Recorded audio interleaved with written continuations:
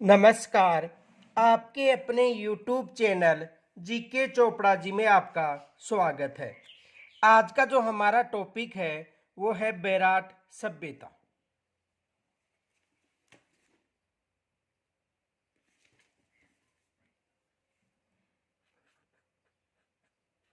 बैराट सभ्यता।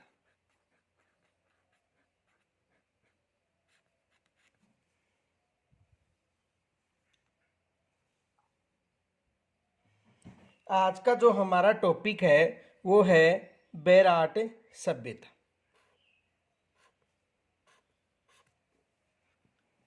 देखो, बैराट सभ्यता जयपुर में विकसित हुई है।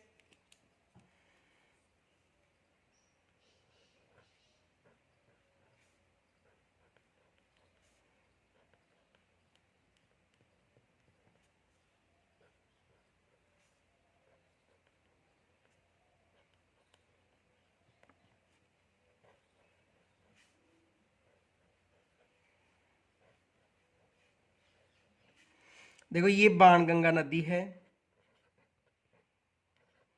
बाणगंगा नदी और ये यमुना नदी है।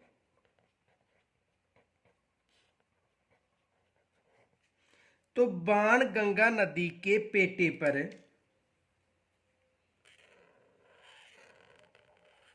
बैराट सभ्यता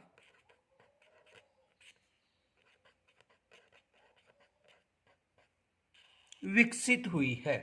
यानी कहने का मतलब है कि जो बाणगंगा नदी है, इस नदी के पेटे पर बैराट सभ्यता विकसित हुई है। किस नदी के पेटे पर? बाणगंगा नदी के पेटे पर। देखो, ये जो बैराट सभ्यता विकसित हुई है, इस बैराट को प्राचीन समय में विराटनगर के नाम से भी जाना जाता था। तो देखो, ये जो बैराट है,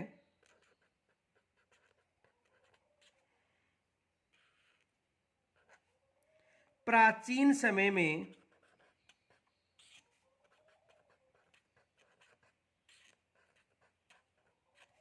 विराटनगर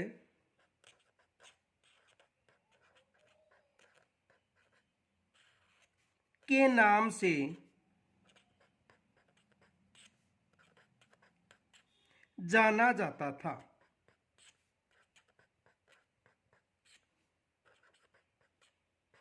प्राचीन समय में ये किसके नाम से पुकारा गया था? विराटनगर, जो मत्स्य जनपद की राजधानी थी। किसकी राजधानी थी? मत्स्य जनपद की। और यहां पर जो प्रथम उत्खनन किया था वो दयाराम साहनी ने किया था। प्रथम उत्खनन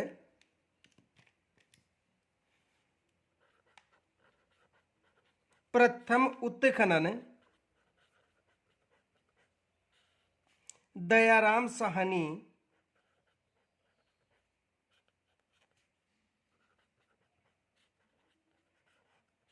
द्वारा किया गया था। यानी इस सभ्यता का जो प्रथम उत्खनन कार्य था वो दयाराम साहनी ने किया था।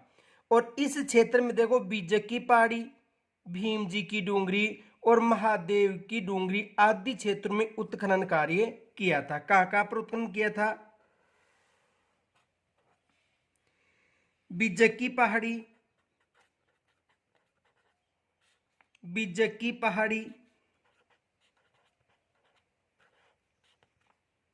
भीम जी की डूंगरी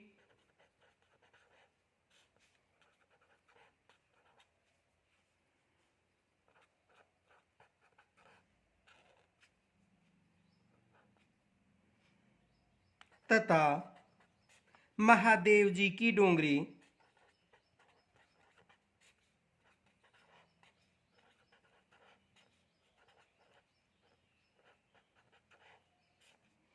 क्षेत्रों में उत्खनन कार्य किया गया था।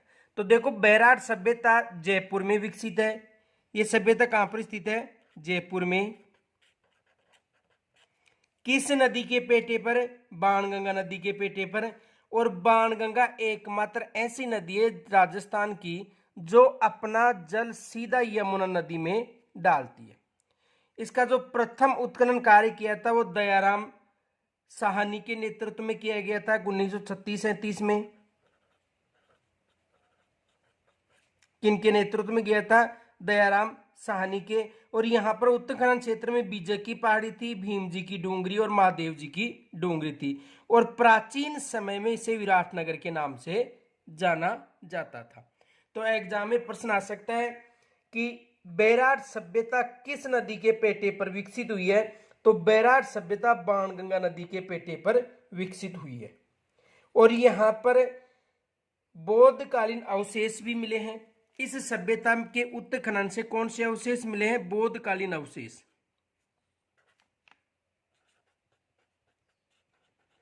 बौद्धकालीन अवशेष भी यहां पर प्राप्त हुए। तो देखो,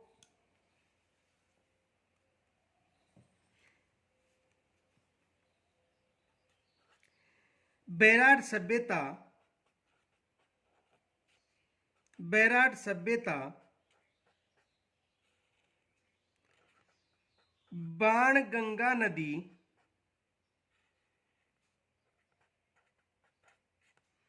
के तट पर विकसित हुई है।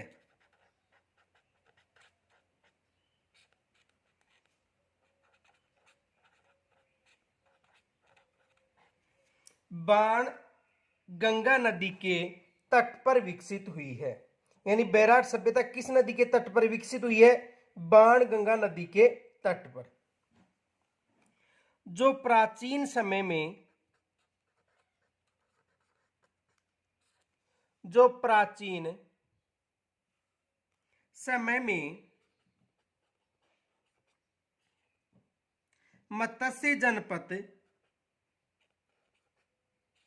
मत्स्य जनपद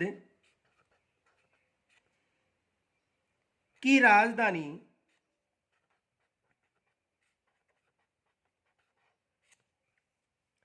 विराटनगर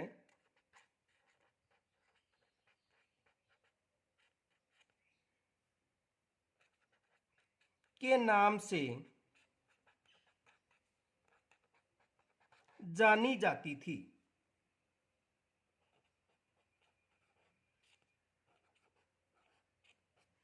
तो प्राचीन समय में मत्स्य जनपद की राजधानी विराटनगर के नाम से जानी जाती थी।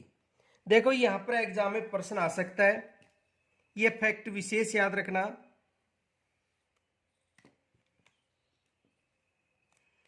यदि मत्स्य जनपद की राजधानी पूछे, नोट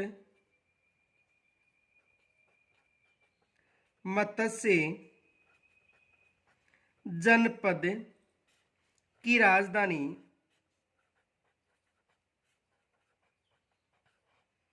तो मत्स्य जनपद की जो राजधानी थी वो विराटनगर थी।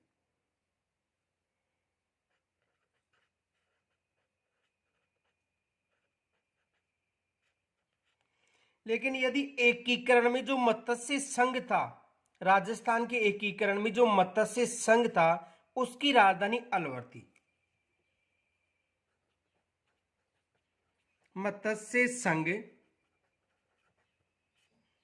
यानी एकीकरण का प्रथम चरण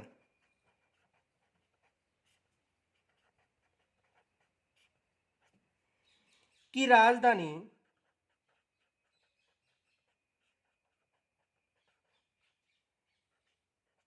अलवर थी।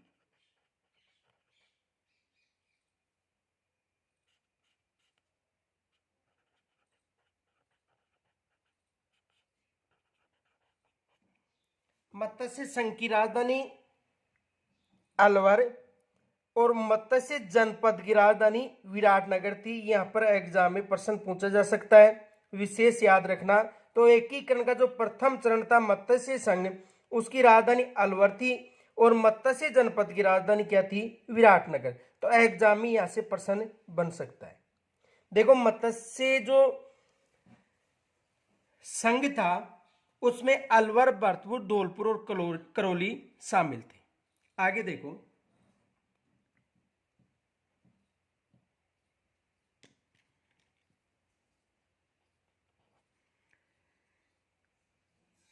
यहां पर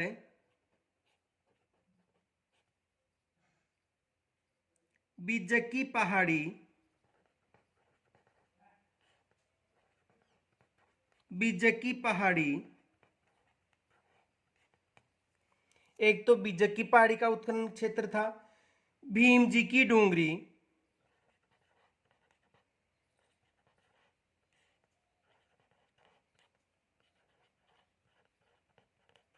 भीम जी की डूंगरी तथा महादेव,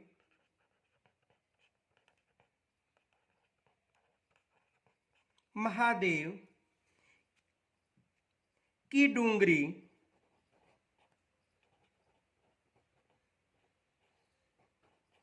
क्षेत्रों का उत्खनन कार्य किया गया था।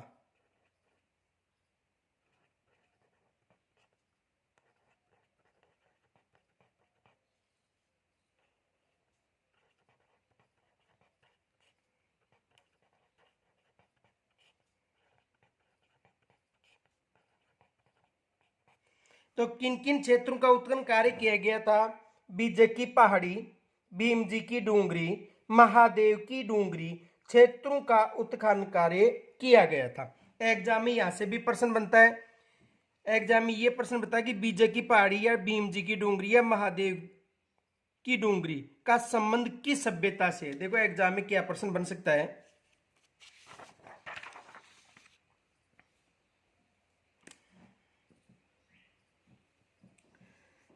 क्वेश्चन देखो यहां पर बन सकता है,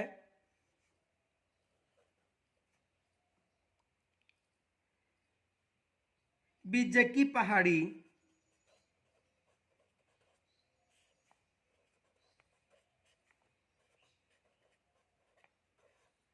बीजकी पहाड़ी का संबंध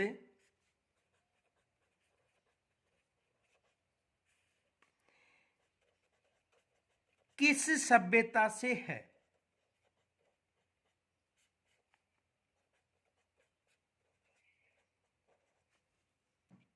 जो बीजकी पहाड़ी है का संबंध किस सभ्यता से है? तो बीजकी पहाड़ी का संबंध या भीम जी की डोंगरी या महादेव जी की डोंगरी का संबंध बैराट सभ्यता से है।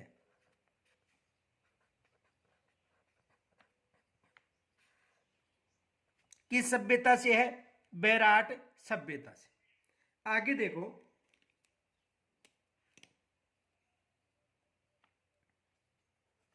इस सभ्यता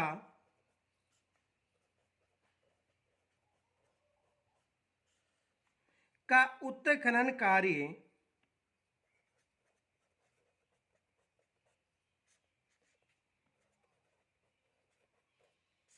इस सभ्यता का उत्खनन कार्य प्रथम बार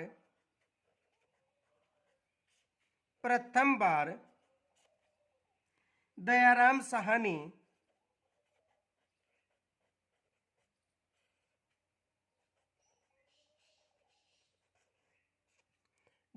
साहनी द्वारा 1936-37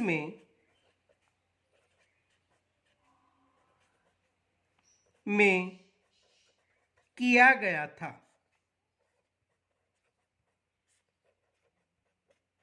तो प्रथम उत्खनन कार्य 1936-37 में दयाराम साहनी के द्वारा किया गया था तथा पुनः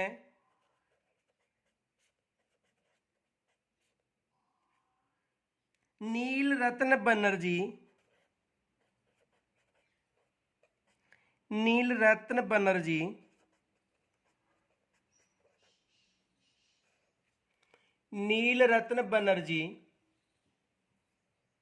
तथा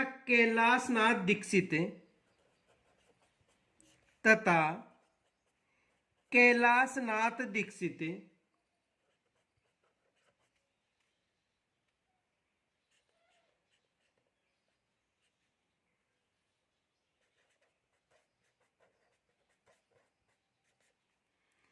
द्वारा किया गया था।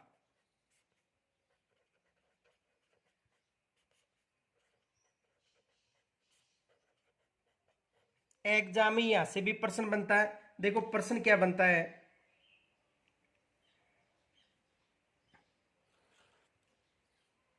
बैराट सभ्यता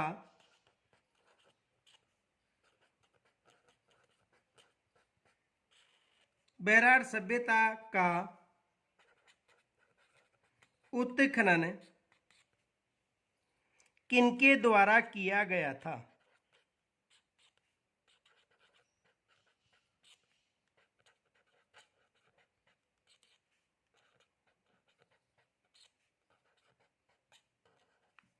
बैराट सभ्यता का उत्खनन किनके द्वारा किया गया था? तो बैराट सभ्यता का जो उत्खनन था वो प्रथम बार तो दयाराम साहनी के द्वारा,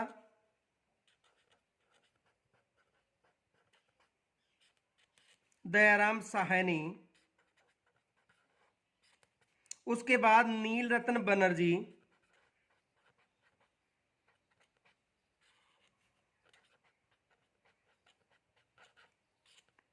वह कैलाश दीक्षित के द्वारा किया गया था।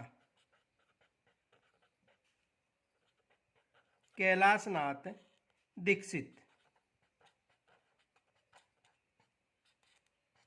के द्वारा किया गया था। किन किन के द्वारा किया गया था? दयाराम साहनी, नील रतन बनर्जी और कैलाशनाथ दीक्षित के द्वारा किया गया था। आगे देखो, देखो यहां पर खुदाई के दौरान मौर्य कालीन और उससे पूर्व सभ्यताओं के अवशेष मिले हैं। तो देखो यहां पर खुदाई के दौरान, यहां पर उत्खनन के दौरान, उत्खनन के दौरान मौर्यकालीन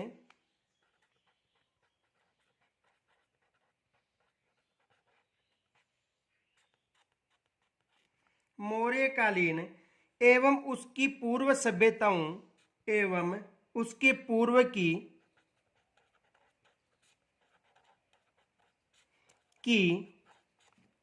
सभ्यताओं के अवशेष मिले हैं।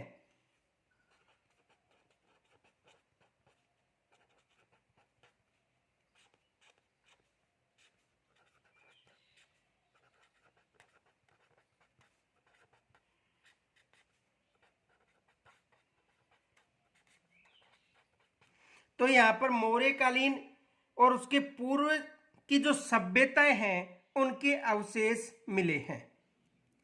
और यहां पर सूती कपड़े में बंधी मुद्राएं और पंचमार्क सिक्के भी मिले हैं इस सभ्यता में। तो देखो यहां से उत्खनन के दौरान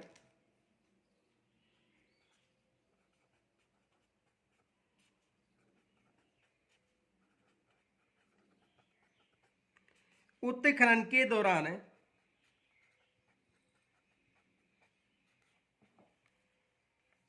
सूती कपड़े में बंधी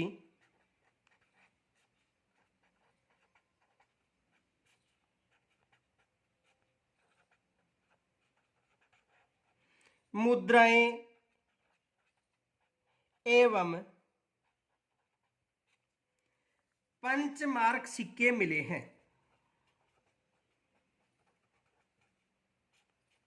पंचमार्क सिक्के मिले हैं,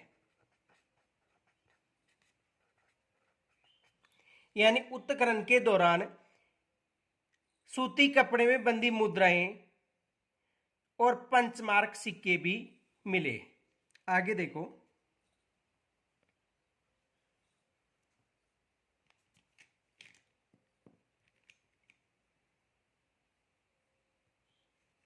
इस क्षेत्र से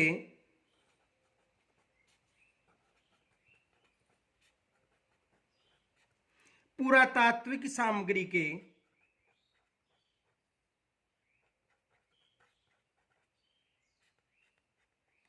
पुरातात्विक सामग्री का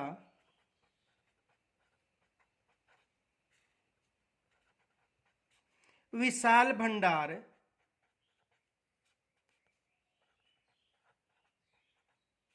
मिला है।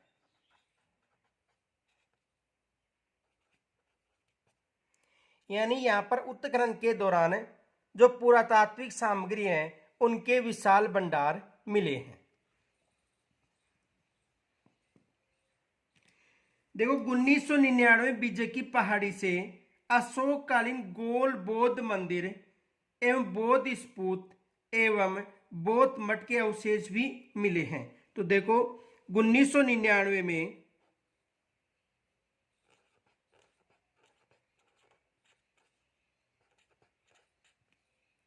बीजकी पहाड़ी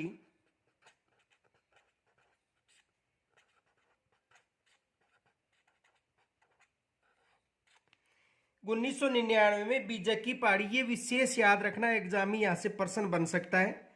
बीजकी पहाड़ी से अशोककालीन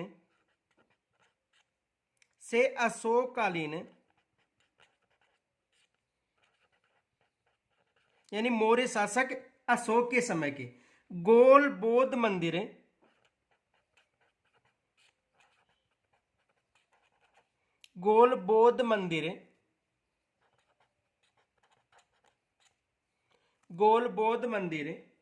एवं बौद्ध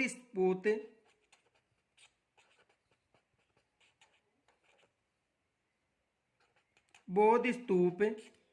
देखो गोल बौद्ध मंदिर और बौद्ध स्तूप एवं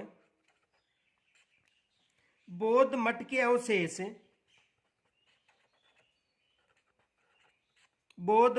अवशेष मिले हैं। देखो एग्जाम में यहां से क्या प्रश्न बन सकता है, क्वेश्चन आएगा किस पहाड़ी उत्खनन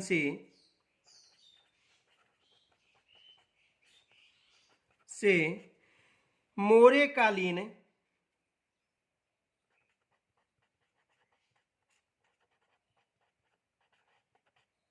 यानी सम्राट अशोक मौर्य शासक था, तो मौर्यकालीन गोल बौद्ध मंदिर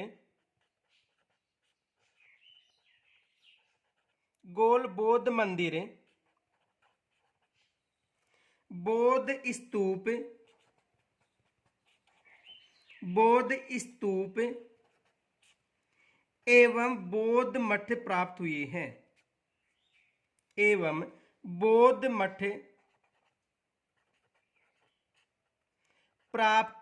हैं।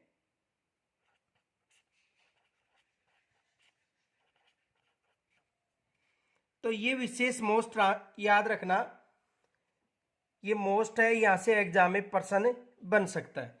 तो देखो किस पहाड़ी उत्खनन से मौर्यकालीन गोल बौद्ध मंदिर, बौद्ध स्तूप व बौद्ध मठ प्राप्त हुए हैं? तो कौन सी पहाड़ी है? बीजकी पहाड़ी।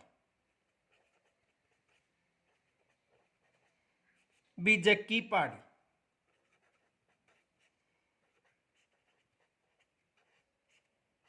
कहां से प्राप्त हुए हैं? बीजकी पहाड़ी से। तो एग्जाम में यहां से प्रश्न आ सकता है। आगे देखो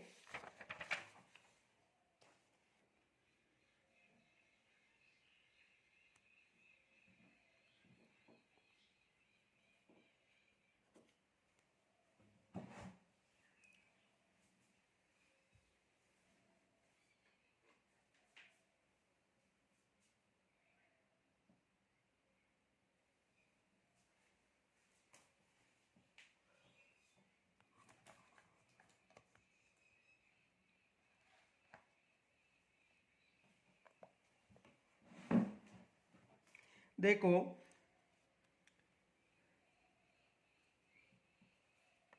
जो मौर्यकालीन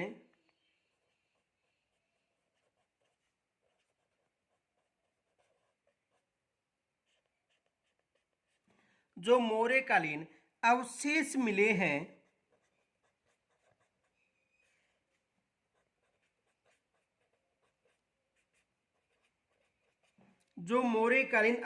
मिले हैं, यानी कहने का मतलब गोल बौद्ध मंदिर, बौद्ध स्तूप और बौद्ध मठ, वो हीनयान संप्रदाय से संबंधित थे। मिले हैं जो हीनयान संप्रदाय से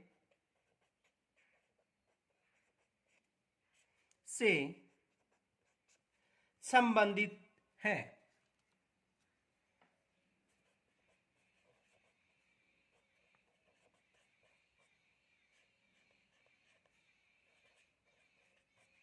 किस संप्रदाय से संबंधित है? हीनयान संप्रदाय से संबंधित है। तो एग्जाम में यहां से भी प्रश्न आ सकता है। इनके अलावा देखो बीजे की डूंगरी से 2 प्लेटफॉर्म यानी चबूतरे भी मिले हैं। बीजक की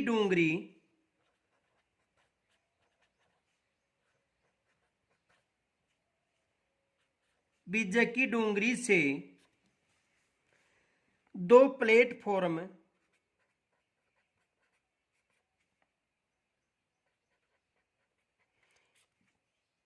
यानी चबूतरे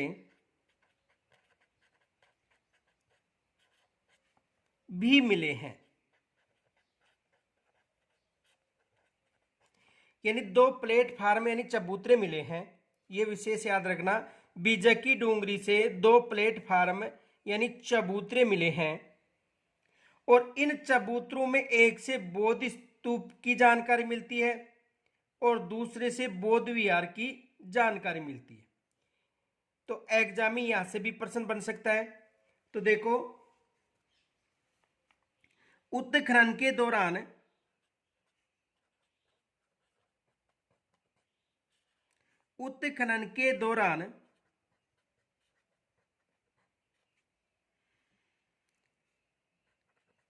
निचले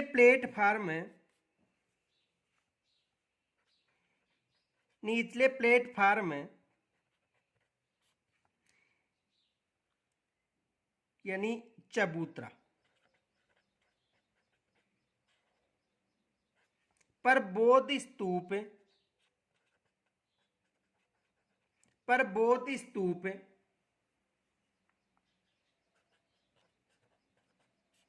के अवशेष मिले हैं।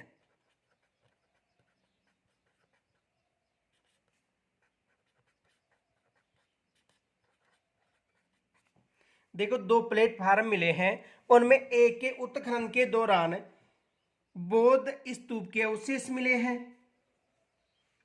तथा दूसरे प्लेटफार्म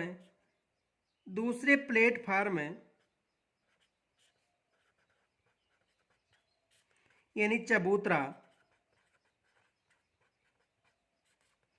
से बौद्ध विहार के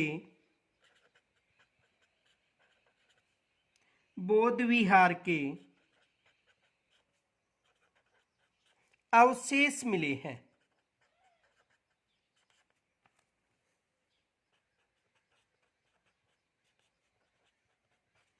एग्जाम में देखो प्रश्न क्या बन सकता है। क्वेश्चन देखो, किस पहाड़ी से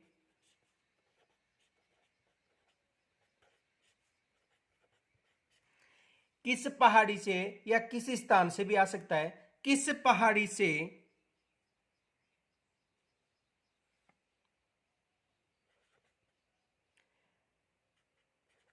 2 चबूतरे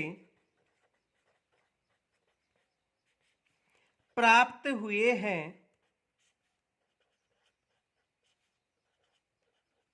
जिनसे बौद्ध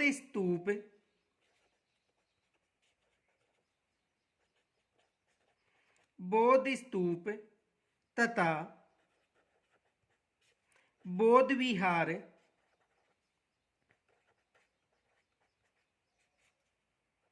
के अवशेष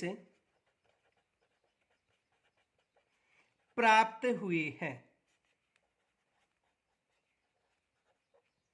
तो एग्जाम में यहां से प्रश्न बनने की संभावना है कि किस पहाड़ी से 2 चबूतरे यानी प्लेटफॉर्म प्राप्त हुए हैं। जो प्लेटफार्म है वो किस पहाड़ी से प्राप्त हुए हैं? और इनसे बौद्ध स्तूप और बौद्ध विहार के अवशेष मिले हैं। तो कौन सी पहाड़ी है? बीजकी पहाड़ी या डूंगरी।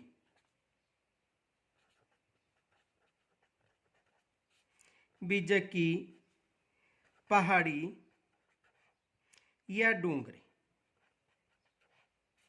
कहां से मिले हैं? बीजकी पहाड़ी या डूंगरी से। आगे देखो,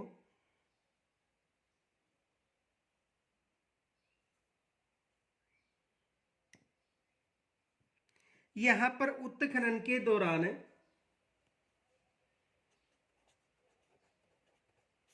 यहां पर उत्खनन के दौरान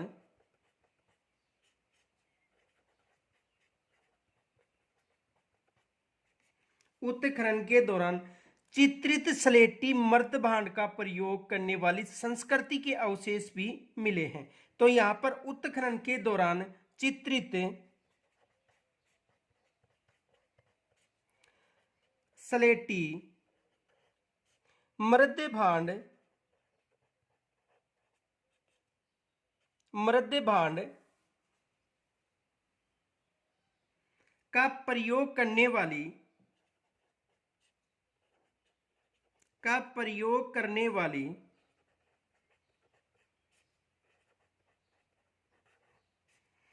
प्रयोग करने वाली संस्कृति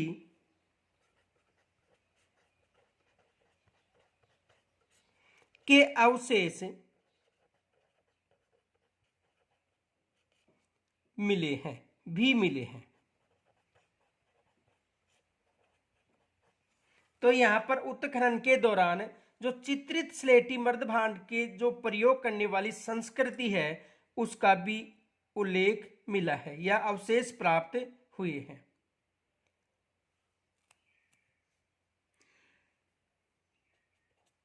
यहां पर खुदाई के दौरान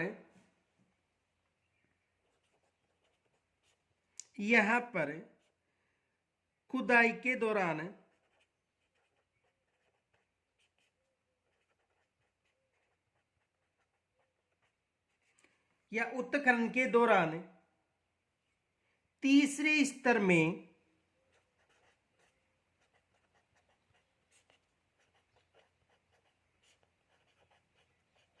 यानी यहां पर खुदाई के दौरान तीसरे स्तर में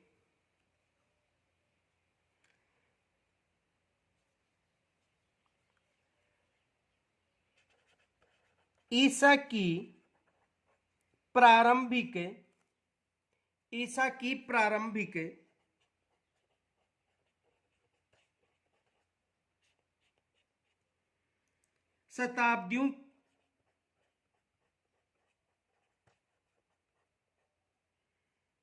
शताब्दियों की लोहायुगीन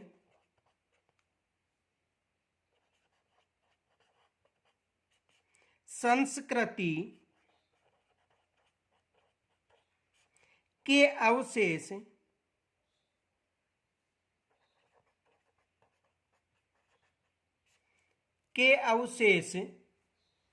भी प्राप्त हुए हैं।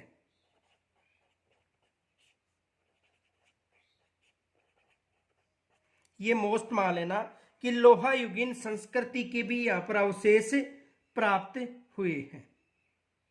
आगे देखो,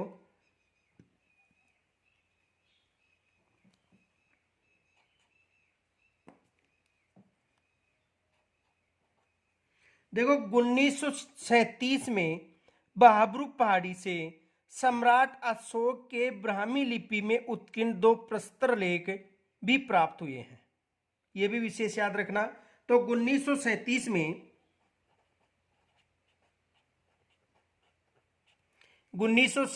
में बहाबरू पहाड़ी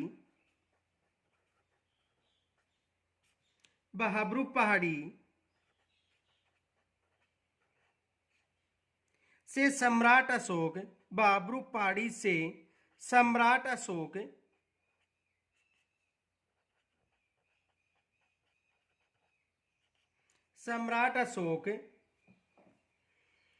के ब्राह्मी लिपि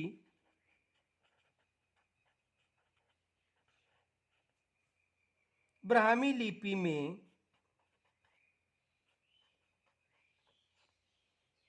देखो 1937 में बाबरू पहाड़ी से सम्राट अशोक के ब्राह्मी लिपि में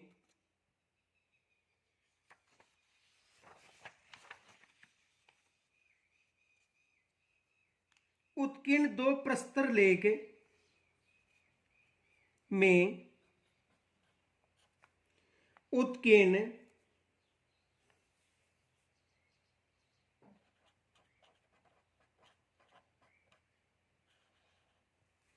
दो प्रस्तर लेख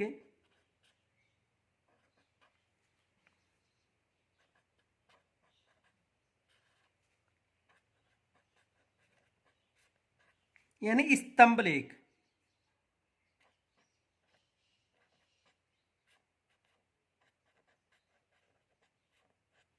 भी प्राप्त हुए हैं।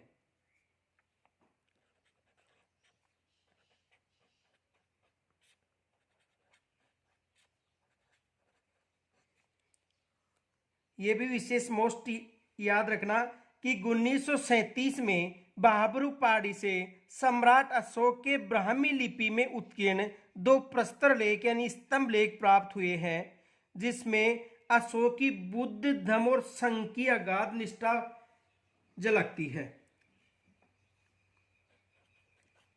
जिनसे अशोक की बुद्ध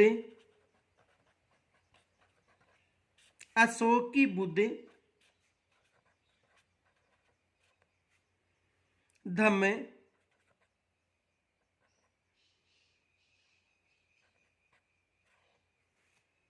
और संघ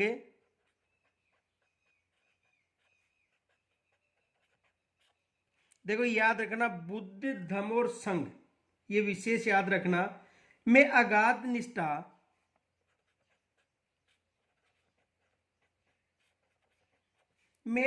निष्ठा परिलक्षित होती है।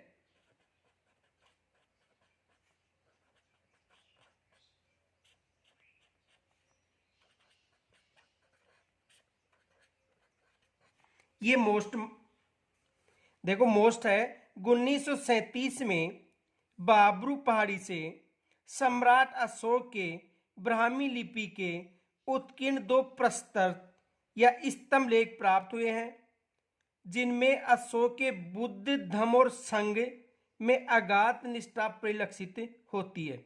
एग्जाम में यहां से प्रश्न बन सकता है। देखो प्रश्न क्या बनेगा,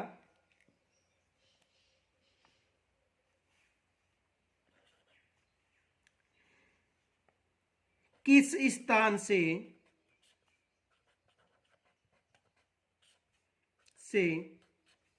ब्राह्मी लिपि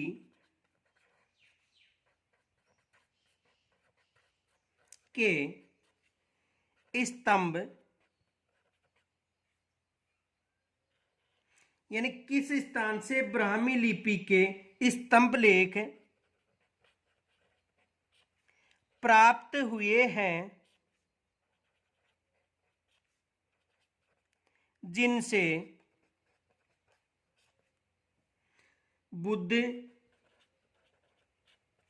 धम्म और संघ में अगाध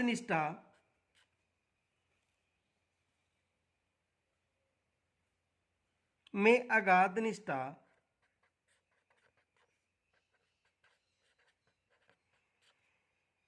परिलक्षित होती है।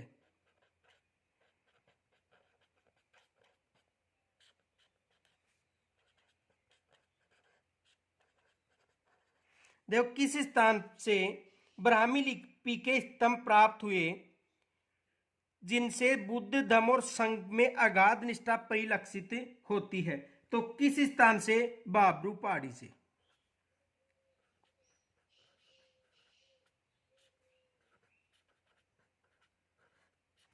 बाबरू पहाड़ी से या बाबरू स्थान से, यहां से भी एग्जाम में प्रश्न बन सकता है। इनके अलावा देखो चीन का प्रसिद्ध यात्री हेंगसांग भी 634 ईस्वी में इस क्षेत्र की यात्रा की थी और उसने यहाँ पर बौद्ध मठों की संख्या 8 बताई थी। तो देखो, चीन का प्रसिद्ध यात्री,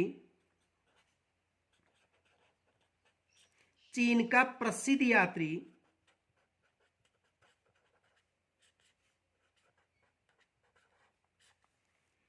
हेंग सांग, देखो ये हर्षवर्धन के शासनकाल में आया था। किनके शासनकाल में आया था? हर्षवर्धन के शासनकाल में आया था। ने भी संभवतः 634 ईस्वी में, ईस्वी के लगभग 634 ईस्वी के लगभग इस क्षेत्र की यात्रा की थी।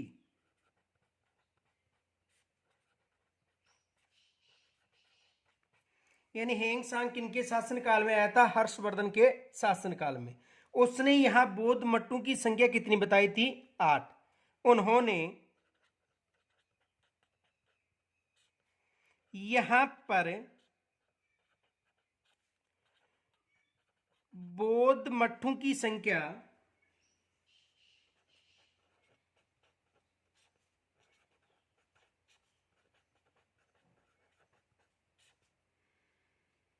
8 लिखी थी या बताई थी।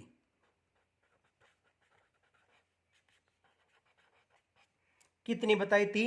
8। ये भी विशेष याद रखना, एग्जाम में प्रश्न आ सकता है।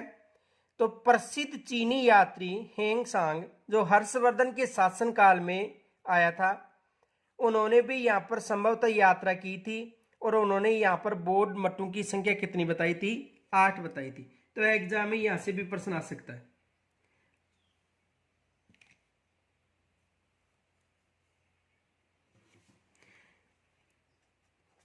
देखो, दयाराम साहनी ने यह कहा था कि इस सभ्यता की नष्ट यानी बैराट का नष्ट होने का कारण हूण शासक मयूर कुल था।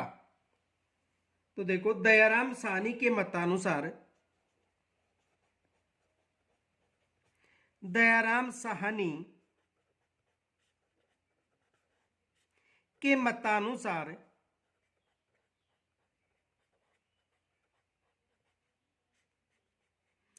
मतानुसार हूण शासक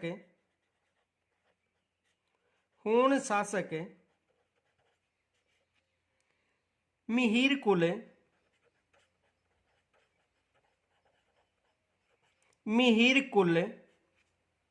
ने बैराट को नष्ट किया था। बैराट को नष्ट किया था।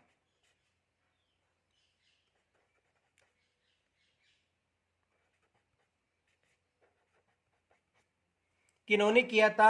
हूण शासक मिहिर कुल ने नष्ट किया था।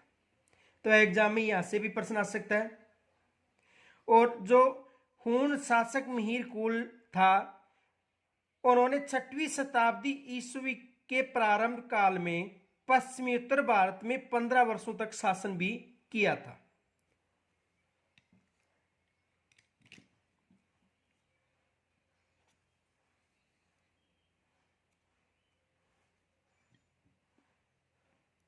हूण शासक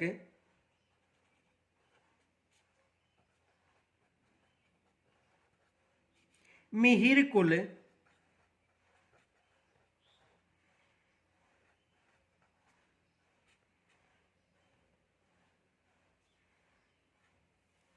ने 6वीं शताब्दी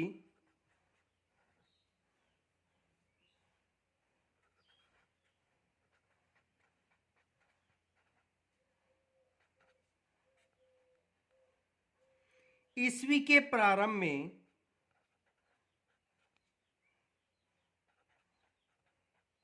ईस्वी के प्रारंभिक काल में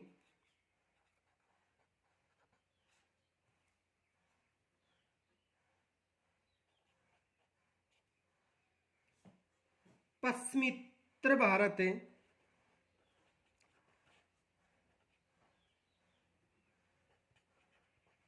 पश्चिमोत्तर भारत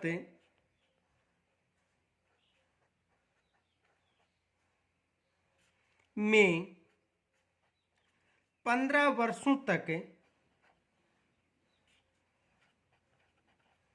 शासन किया था।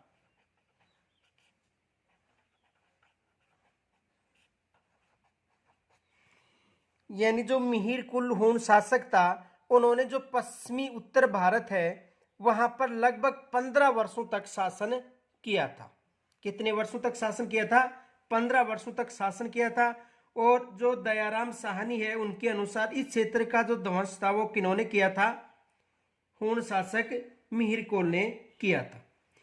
देखो, चीनी यात्री हेंगसांग के अनुसार मिहिर कुल ने इस क्षेत्र में 1600 स्तूपों और विहारों को नष्ट किया था। यह भी विशेष याद रखना। तो देखो, चीनी यात्री हेंगसांग के अनुसार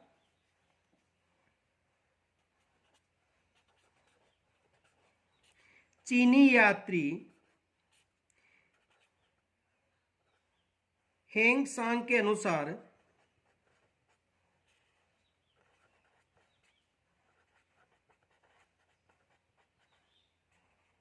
हूण शासक मिहिर कुल ने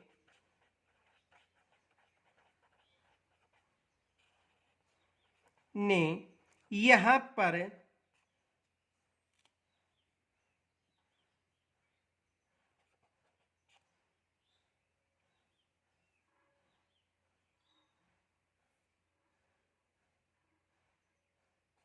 यानी यहां पर यानी पश्चिमी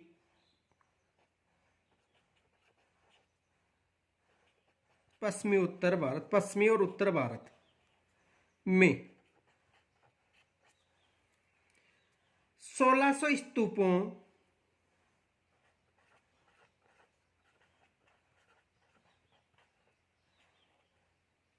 और बौद्ध विहारों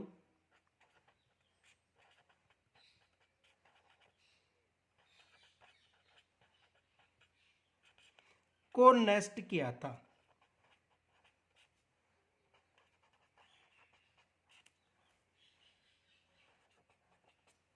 यानी चीनी यात्री जो हेंग सांग था उनके अनुसार जो पश्चिमी उत्तर भारत में 15 वर्षों तक, यानी पश्चिमी उत्तर भारत में 15 वर्षों तक मिहिर कुल ने शासक किया था, जो हूण शासक था।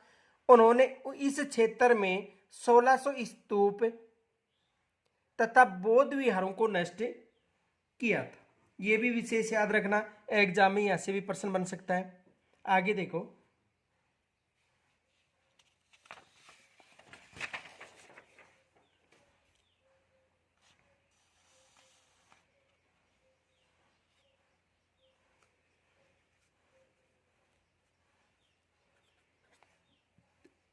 इस क्षेत्र में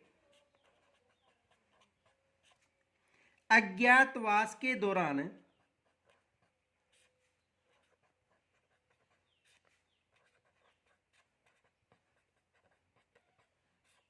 पांडवों ने अपना अंतिम समय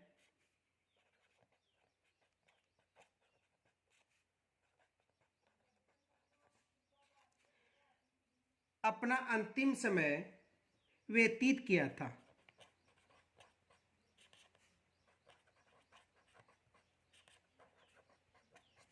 देखो, इस क्षेत्र में अज्ञातवास के दौरान जो पांडव थे उन्होंने अपना समय व्यतीत किया था।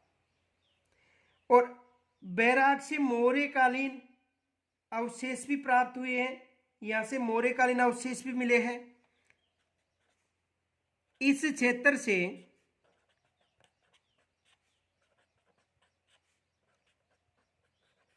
मौर्यकालीन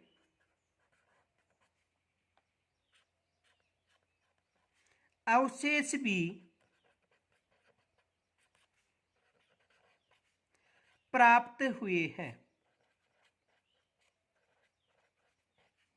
देखो, इस क्षेत्र से मौर्यकालीन अवशेष भी प्राप्त हुए हैं।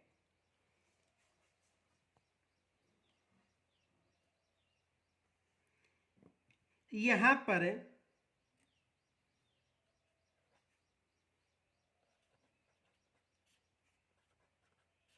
उत्खनन के दौरान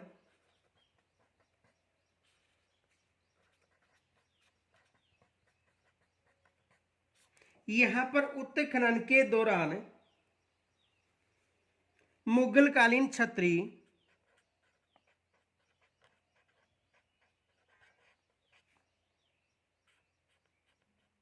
मुगलकालीन छत्री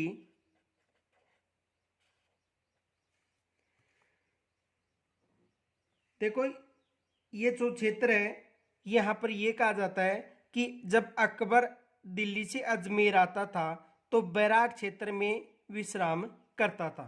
तो यहाँ पर उत्खनन के दौरान मुगलकालीन छत्री तथा एक सराय के अवशेष मिले हैं तथा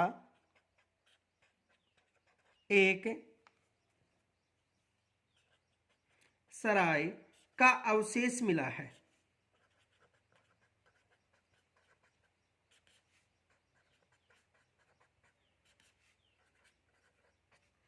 यहां पर उत्खनन के दौरान मुगलकालीन छत्री तथा एक सराय का अवशेष मिला है जो पानी पीने का पात्र था। सराय पानी पीने का पात्र था।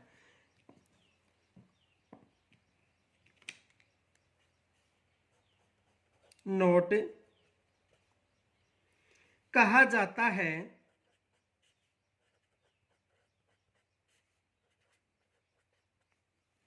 कि मुगल सम्राट अकबर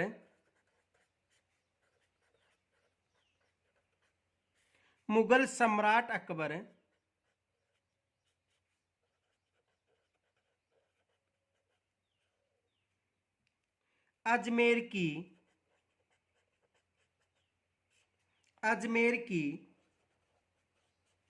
यात्रा के दौरान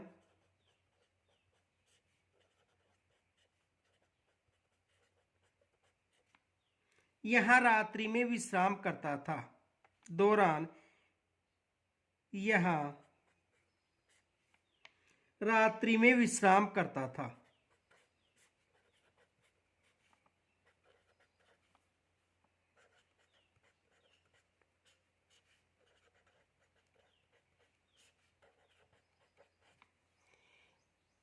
कहा जाता है कि मुगल सम्राट अकबर अजमेर की यात्रा के दौरान यहां पर रात्रि में विश्राम करता था।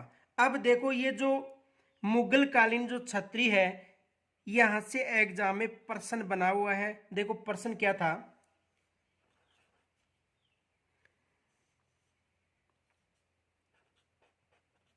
मानसिंह प्रथम ने अकबर के विश्राम के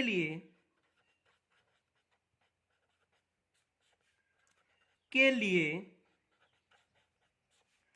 बैराट में कितने खंभों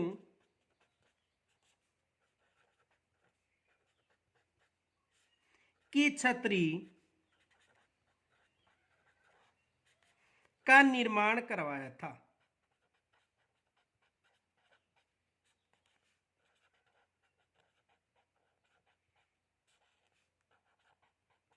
एग्जाम में ये प्रश्न आया था कि मानसिंह प्रथम ने अकबर के विश्राम के लिए बैराक में कितने खंभों की छतरी का निर्माण करवाया था। तो बैराक में उन्होंने 5 खंभों की छतरी का निर्माण करवाया था।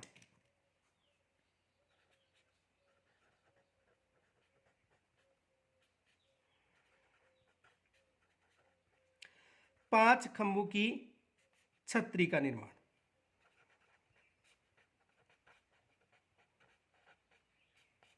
कितने खंभों की छतरी का निर्माण करवाया था?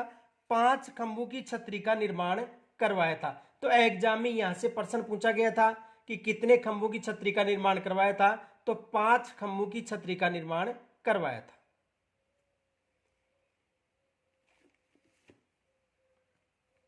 आगे देखो,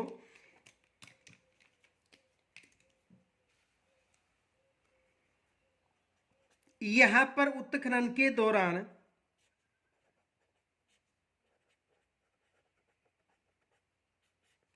के दौरान यहां पर उत्खनन के दौरान अलग अलग आकार की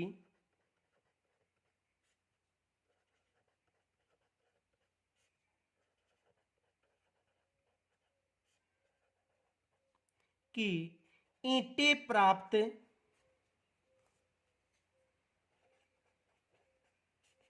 हुई है। देखो यहां पर उत्खनन के दौरान अलग अलग प्रकार की ईंटें प्राप्त हुई हैं। इनका उपयोग चबूतरों, मठों, स्तूपों तथा मंदिरों के बनाने में किया जाता था। इनका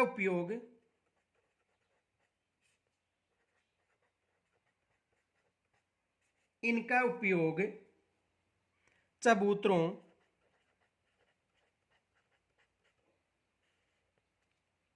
मठों, स्तूपों तथा मंदिरों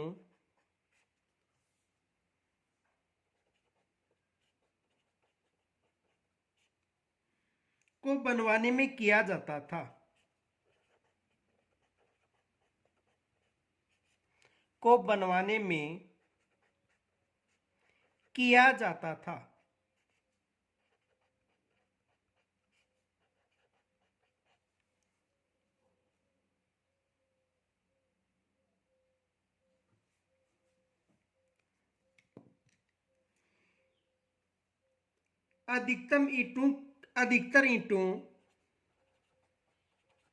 अधिकतर ईंटों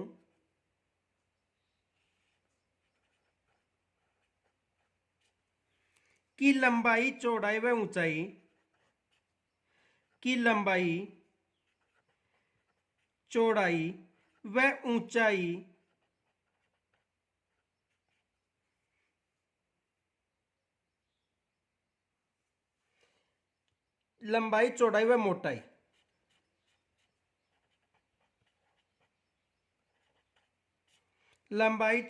मोटाई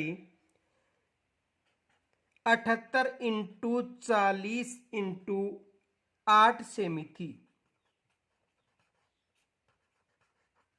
यानी इन ईंटों का जो आकार था, लंबाई, चौड़ाई और मोटाई, लंबाई थी 78, चौड़ाई थी 40 और मोटाई थी 8 सेंटीमीटर। तो अधिकतर ईंटों की लंबाई 78 सेंटीमीटर, चौड़ाई 40 सेंटीमीटर और मोटाई 8 सेंटीमीटर थी। ये विशेष याद रखना। फर्श पर पक्की टाइलें लगी हुई थी। फर्श पर पक्की टाइलें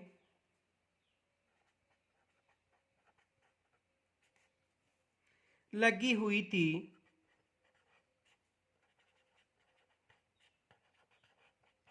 यानी फर्श पर किनका उपयोग किया गया था? टाइलों का प्रयोग किया गया था।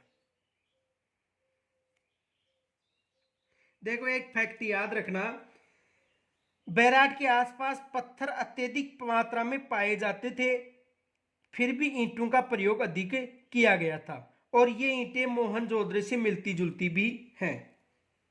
तो देखो नोट, बैराट से अधिक पत्थर बैराट के पास, देखो बैराट के पास अधिक पत्थर उपलब्ध थे,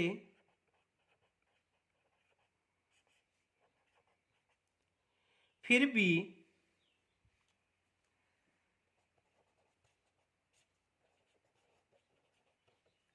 ईंटों का प्रयोग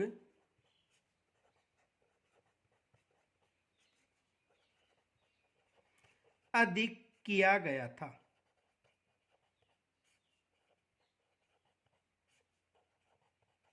यानी बैराट के आसपास अधिक पत्थर उपलब्ध है, यानी भीम जी की डोंगरी थी, महादेव जी की डोंगरी थी, बीजक की पहाड़ियां थी, लेकिन फिर भी ईंटों का अधिक प्रयोग किया गया था। और बैराट सभ्यता की जो ईंटें थी वो मोहनजोदड़ो की ईंटों से मिलती जुलती थी।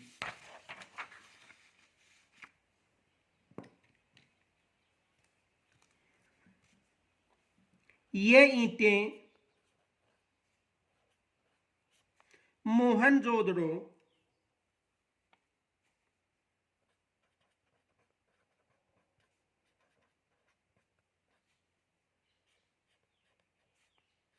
मोहनजोदड़ो से मिलती जुलती थी।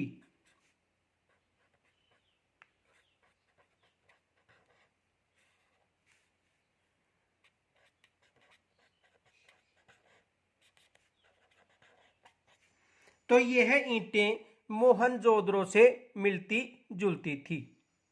तो यहाँ तक यदि कोई समस्या हो तो कमेंट्स के द्वारा जरूर बताना और इस वीडियो को अधिक से अधिक लाइक व शेयर करना। धन्यवाद।